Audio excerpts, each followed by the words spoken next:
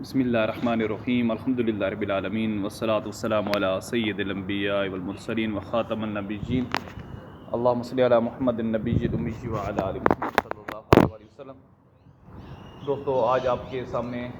پھر ایک ویڈیو لے کر حاضر ہوں، اور ویڈیو کافی عرصے بعد پھر ایک بنی ہے۔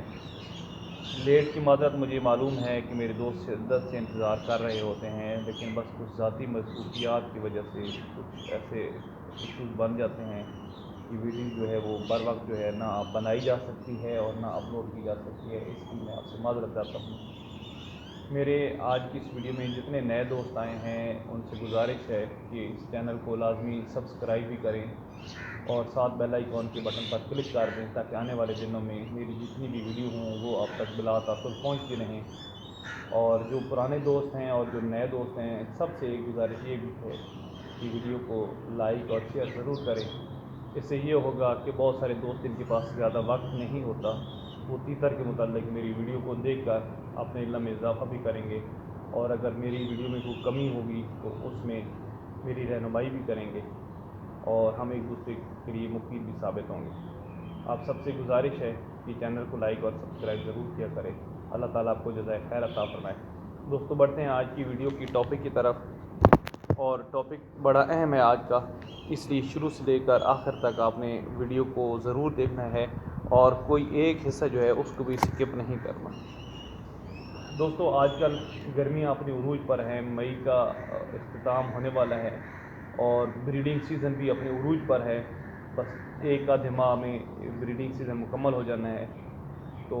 تیتروں کے انڈے اور بچے جو ہیں وہ نکل رہے ہیں، دوست نکلوا رہے ہیں۔ تو اسی حوالے سے آج کی ویڈیو ہے، اور اس کا ٹاپک بھی آپ نے دیکھ لیا ہوگا کہ جو تیتر کے بچے ہیں ان کی دیکھ بھال کیسے کی جائے،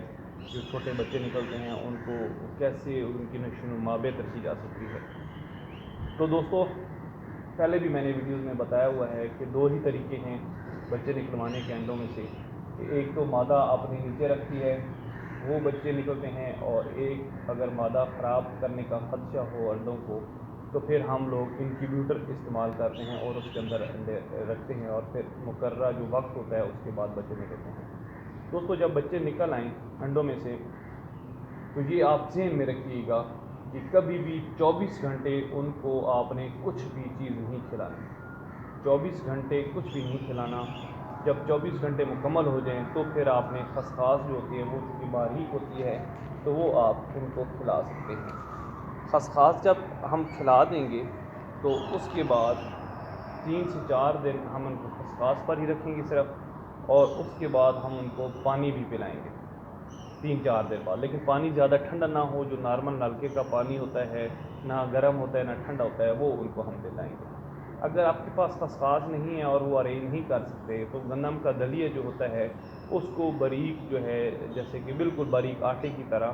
وہ بھی ہم ان کو کھلا سکتے ہیں۔ لیکن یہ ذہن میں رہے کہ کافی سارے دوست جو ہیں وہ شروع میں ہی باجرہ دینا شروع کر دیتے ہیں یا السی دینا شروع کر دیتے ہیں، تو آپ سے گزارش ہے کہ اپنے تیتر کے بچوں کو کم از کم 2 ماہ تک باجرہ کسی صورت آپ نے نہیں دینا، کیونکہ 2 ماہ تک باجرہ دینے سے یہ ہوتا ہے کہ باجرہ چونکہ سخت ہوتا ہے تو اس سے جو پوٹا ہوتا ہے بچے کا وہ بند ہو جائے گا، اور پھر جو موت ہے وہ واقع ہو جائے گی۔ اس لیے آپ اپنا نقصان نہ کریں، اور 2 ماہ تک باجرہ بالکل آپ نے نہیں دینا۔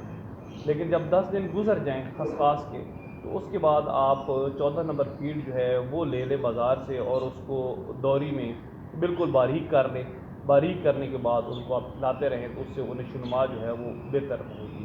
کیلشیم ٹی کے سیرپ کا بھی ساتھ استعمال کریں، اور یہ ذہن میں رہے کہ تیتروں کو روزانہ کی بنیاد پر تیتر کے بچوں کو تھوڑی سی دھوپ بھی لگوائیں اور آزادانہ ماحول دیں، کیونکہ آزاد اگر آپ ان کو دیں گے تو وہ ذرا گروتھ جو ہے وہ ذرا جلدی کر دیں گے۔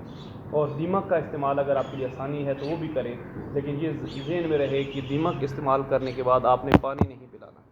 اور جب آپ دیکھتے ہیں کہ آپ کا تیتر تھوڑا سا بڑا ہوتا جا رہا ہے بچہ، تو آپ اس کو لازمی طور پر پالک اور گھر کی جتنی بھی سبزی ہیں وہ بھی باریک باریک کر کے ان کو کھلائیں، تاکہ ان کے لیے وہ بہتری کا موقع مل سکے۔ لیکن خدا نخواستہ اگر آپ کا تیتر زکام یا اس طرح کا شکار ہو جاتا ہے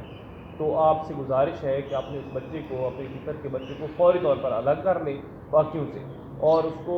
ویبرامائسین اور ٹیرامائسین کے جو کیپسول ہوتے ہیں اس کے اندر جو پاؤڈر ہوتا ہے اس کو نکال کر پانی کے اندر مکس کر کے پلائیں، یہ ان کے لیے بہت بہتر ہوگا۔ لیکن یہ ذہن میں رہے کہ جو تیتر ہوتے ہیں ان کے بچوں کو کم از کم 33 ٹمپریچر پر آپ رکھیں، 33 سے کم جو ہے وہ ٹمپریچر نہ ہو، 33 سے اوپر ہو جائے تو کوئی مسئلہ نہیں ہے۔ اس لیے جو اپنی گیج ہے اس کا ماحول بھی صاف ستھرا رکھیں، زیادہ مٹی نہ دیں اور نمی والا معاملہ نہ ہو، خشک معاملہ ہو۔ پانی جو ہے وہ جتنا پلانا ہے آپ نے وہ پلائیں اور پھر گیج سے باہر رکھ لیں اس کو، پانی کے برتن کو، تاکہ وہ پانی کے اندر ڈوبیں بھی نہیں اور ان کا جو چونچ ہے وہ مکمل نہ ڈوب جائے، اس سے ان کو نزلہ لگنے کا خطرہ ہوتا ہے۔